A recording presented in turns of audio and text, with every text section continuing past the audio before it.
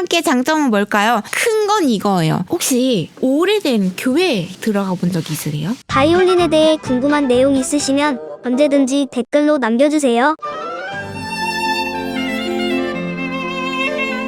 유럽에서는 이제 100년 이런 오래된 교회에서 연습을 하거나 연주를 하거나 할 때가 많거든요. 그러면 아무도 없는 상태여도 퍽퍽 소리들이 나요. 왜냐면 그 안에 의자라든지 나무로 만들어진 그 모든 요소들이 살아있거든요. 그래서 매 순간 공기, 습기, 온도 이런 거를 통해서 반응을 해요. 그래서 계속 움직이고 있어요. 나무가. 바이올린도 나무로 만들었잖아요. 그래서 매 순간 지금도 움직이고 있거든요. 그래서 좋은 악기라고 해도 지금 만든 악기가 설령 소리가 좋다고 해도 1년 후에 10년 후에는 악기 소리가 어떻게 변할지 그 누구도 장담을 못해요. Don't forget to subscribe. 구독해주세요.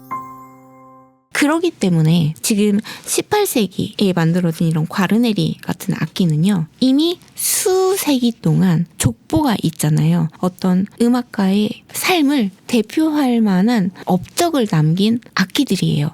그래서 과르네리나 이 스트라디바리들은 시간이 흐르면 흐를수록 그 연륜과 경륜이 쌓여져서 엄청나게 가치 있는 소리와 스토리가 묻어나서 소리와 플러스 가치가 호가되는 거고요. 올드 악기들은 물론 이 안에 뭐 곰팡이가 쓸어 있거나 내부에서 막 갈라지거나 관리가 잘 못 돼서 죽어가는 악기도 있기는 해요. 그렇지만 올드 악기인데 소리가 잘 난다라고 하는 거는 시간이 이렇게 흘렀음에도 이 악기는 이제 그 악기가 흘러가는 그 길이 뭐 예를 들어 서울 가는 고속도로다. 5번 고속도로로 간다. 그러면 올드 악기는 이미 서울에서 대전 정도까지 온 거예요. 그러면 대전에서 이제 부산까지 간다고 봐요. 그러면 이 라인을 쭉 간다고 하면 부산까지 쭉 갈 거예요. 그러니까는 어느 정도 예측이 가능하단 말이에요.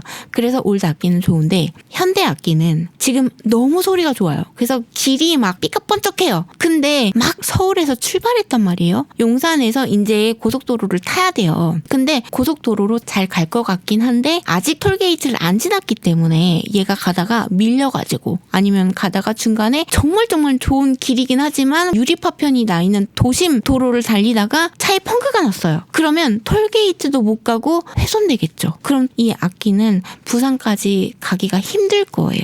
그래서 현대 악기는 아무리 좋은 차라고 해도 지금 소리가 잘 난다 해도 아직 톨게이트를 지나지 못했기 때문에 과연 이 좋은 악기가 차로 비교를 하자면 과연 고속도로에 잘 올라탈 수 있을까? 아직 모른단 말이에요. 특히 악기는 나무로 만들었기 때문에 생물이라서 언제 어떻게 변할지 모르기 때문에 올드 악기를 사람들이 선호하고 있습니다. 현대 악기가 어떻게 변할지 몰라서 이게 가장 큰 요소가 아닐까 싶습니다. 답변이 되었으면 좋겠어요.